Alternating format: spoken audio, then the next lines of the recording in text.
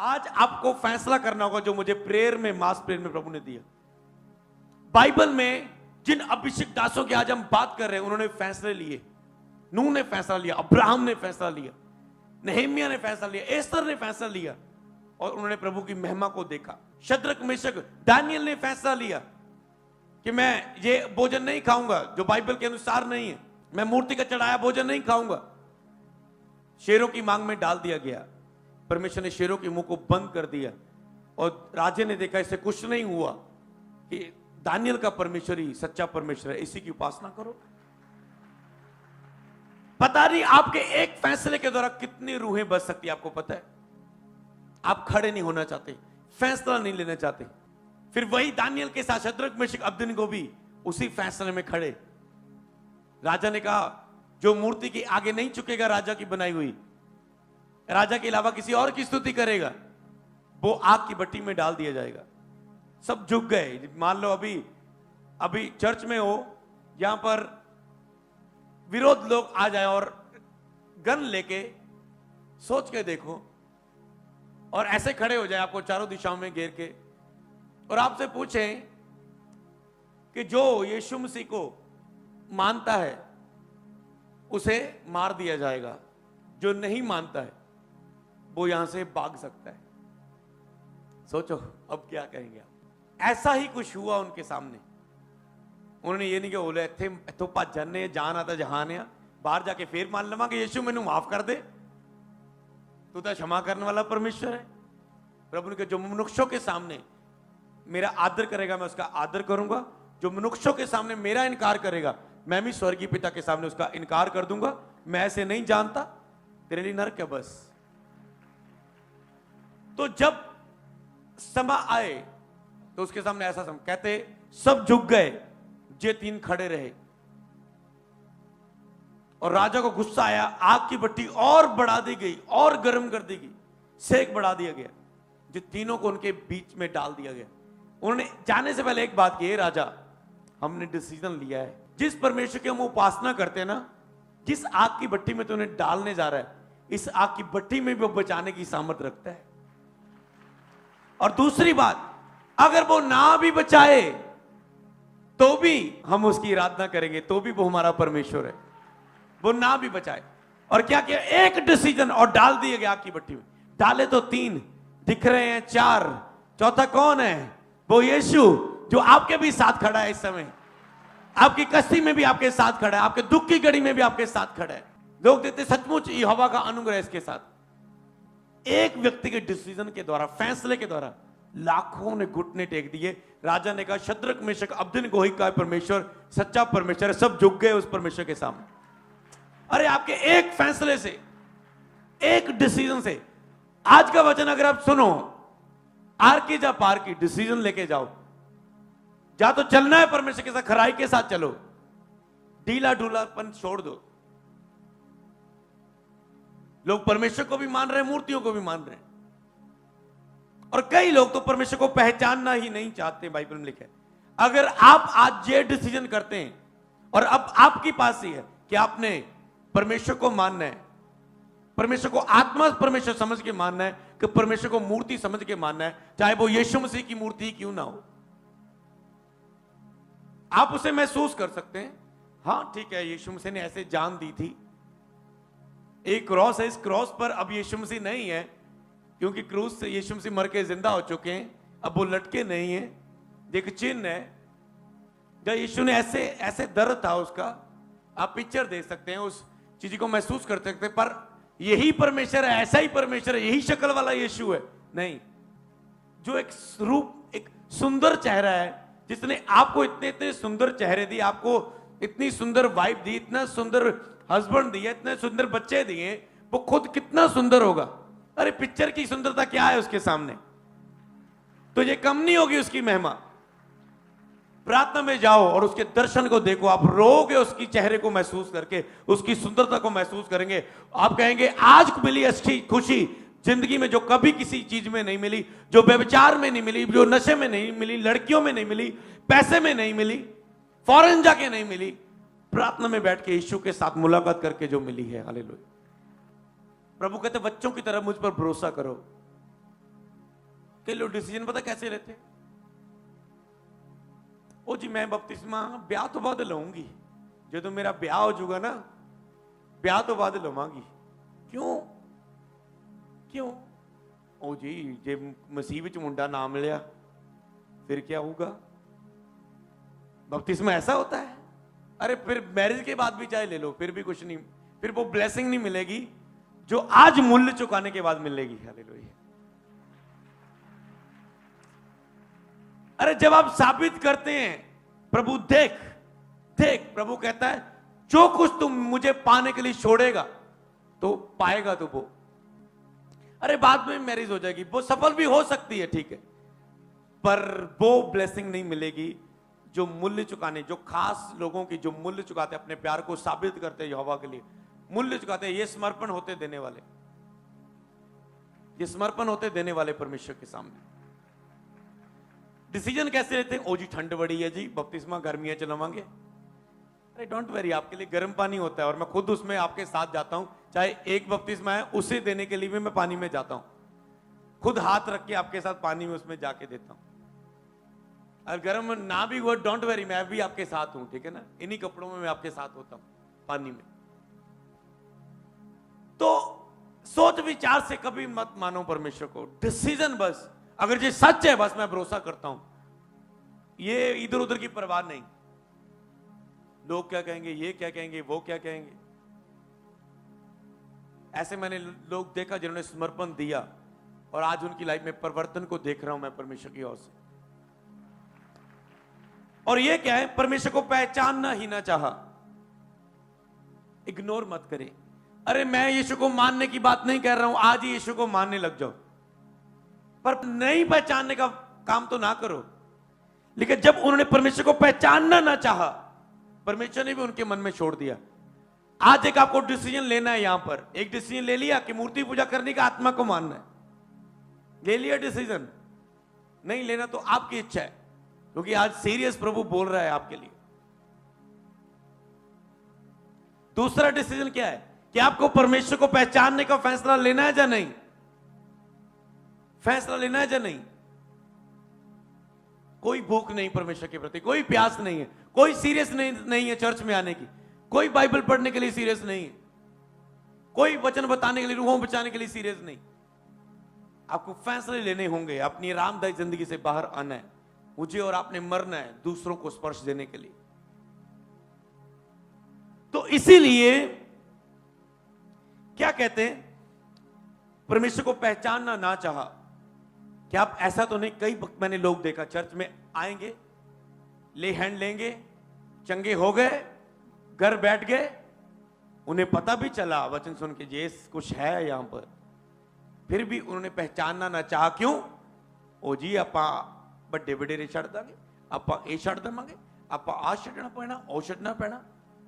अरे जान के तो देखो, ऐसे लोग बाइबल में लिखा है, ना डिंग मार, ना जुआ करने वाले, ना चोरी करने वाले, नशा करने वाले, जादू टोना करने वाले, हत्या करने वाले, कत्ल करने वाले, रेप करने वाले, ऐसे लोग बाइबल में लिखा है स्वर्ग के राज्य के अधिकारी नहीं होंगे, वो नरक जाएंगे। उसी में एक ये भी लोग हैं जो परमेश्वर को पहचानने के लिए इनकार कर दिए। प्रभु ने कहा मैंने तो, आप खुद नहीं आते चर्च, आपको लेकर आता है। 2010 में मैं किसी के घर में वचन सुनने के लिए नहीं गया, प्रभु की योजना थी पे मुझे लेके जाए और आज इस स्थान पे खड़ा करे। हालेलुया। आप ही के लिए भी सेम योजना है और लोग पहचानने से इनकार कर देते हैं। लोगों को पता है ये सच्चाई, खुद ब खुद इनकार, नहीं ये कैसे होगा, वो क्या है, ये वो ये ऐसे वैसे नहीं, मुझे जानना नहीं है, मुझे जानना नहीं। ऐसे लोग भी देखे मैंने, चर्च में आए, बहुत बड़े, प्रभु ने छुआ, बहुत बहुत गिरे, दीवाने हो गए प्रभु के।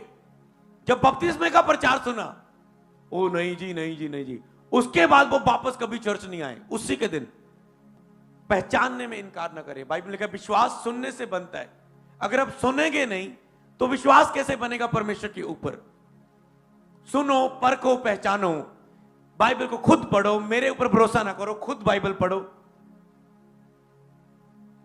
यहां पर कंफ्यूजन है, कॉल सेंटर में कॉल करके पूछो, नहीं समझ कुछ आ रहा है, ये क्यों वो क्यों।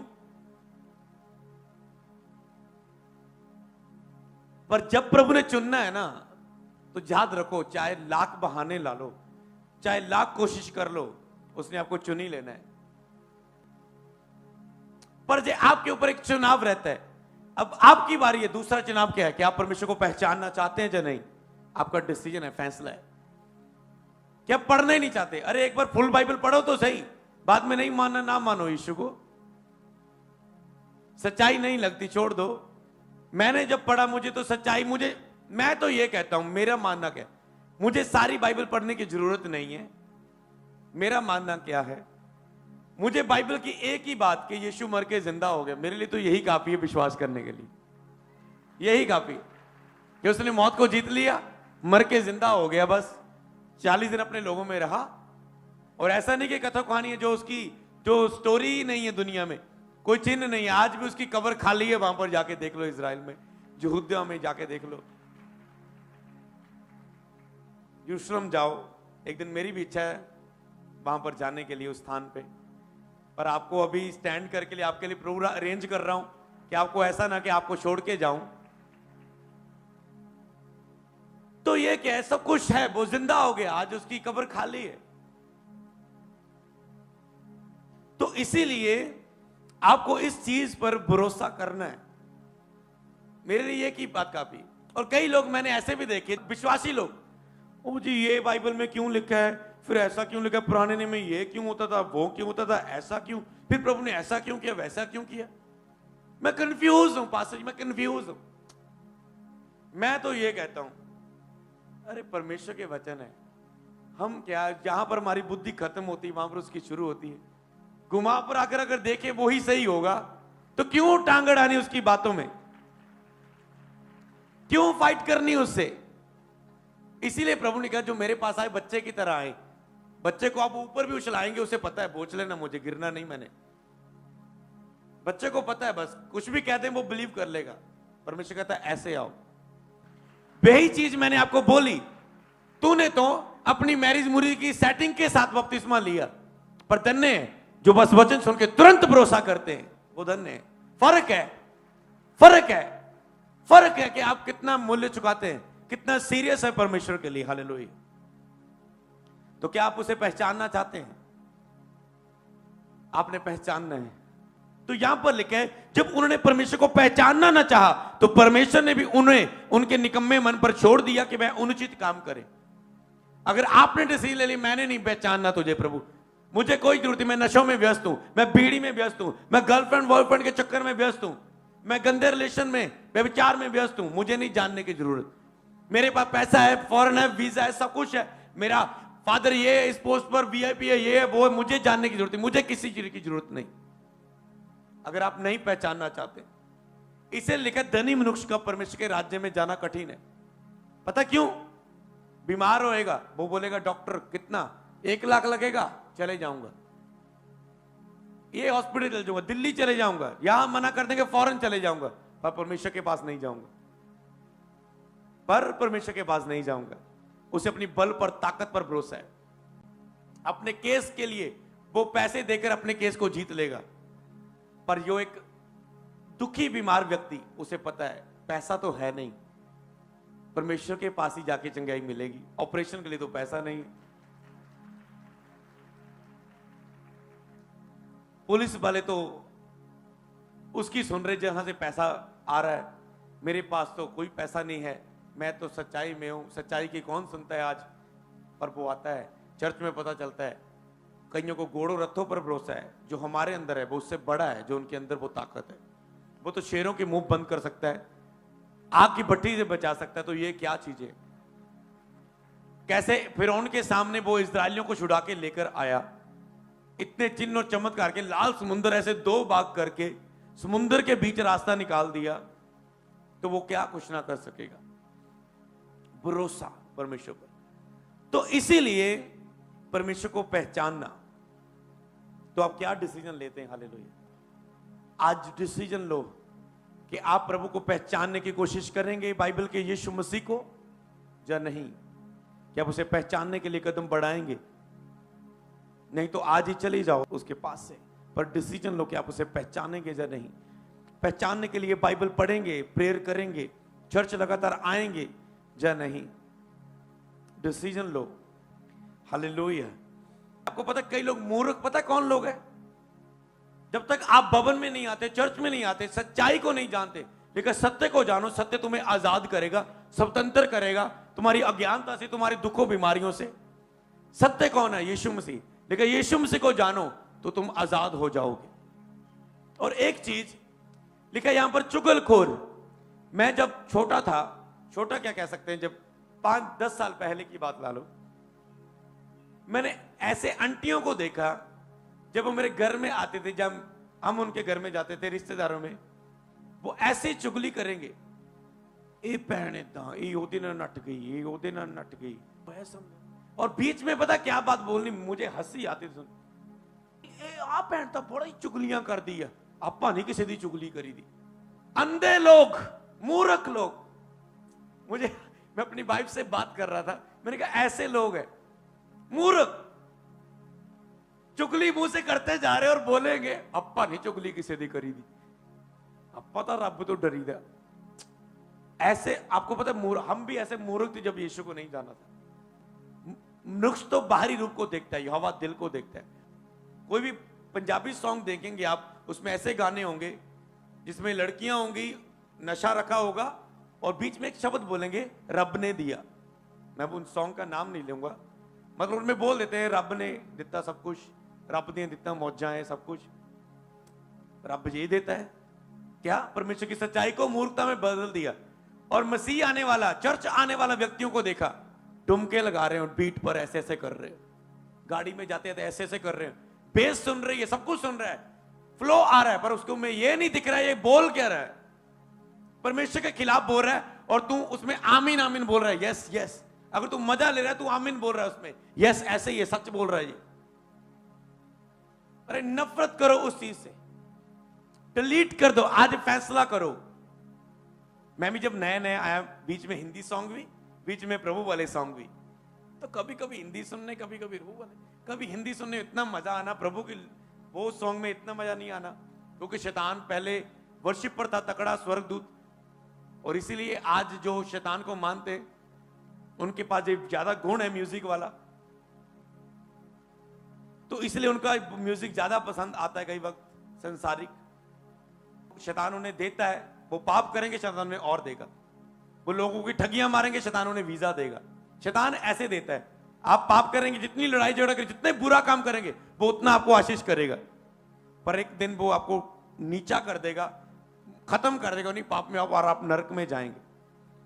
प्रभु कैसे देता है? आप प्रेयर करेंगे, पवित्रता करेंगे, उसका डर रखेंगे, चर्च आएंगे, रोजे रखेंगे, पाप छोड़ेंगे, वो ऐसे आशीष देता है। सबको जय मसीह की। मैं जतिन बब्बर और आप देख रहे हैं मसीह परिवार चैनल। जैसे कि आप सब जानते हैं कि मैं इस चैनल पे प्रभु के अलग अलग दासों की वीडियोस डालता हूं, तो अगर आपको हमारा चैनल अच्छा लगता है तो आप इस चैनल को ज़्यादा से ज़्यादा सब्सक्राइब जरूर करें, ताकि आप प्रभु के वचन को सुन सके। वीडियोस को ज़्यादा से ज़्यादा शेयर करें, ताकि जिन लोगों तक वचन नहीं पहुंचा उन तक भी वचन पहुंच सके। सबको जय मसीह की। एक बार मैं आपसे दोबारा कहूँगा कि इस चैनल को सब्सक्राइब जरूर करें और वीडियोस को ज़्यादा से ज़्यादा शेयर करें। जय मसीह की।